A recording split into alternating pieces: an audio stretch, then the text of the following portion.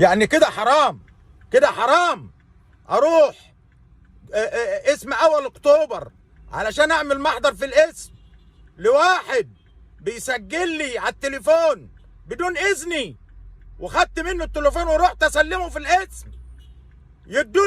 الظابط ياخد التليفون ويرجع يديه للراجل. ده كلام؟ واقعد ساعتين اتنين علشان خاطر اعمل محضر في الاسم، وفي الاخر ما اعملش محضر.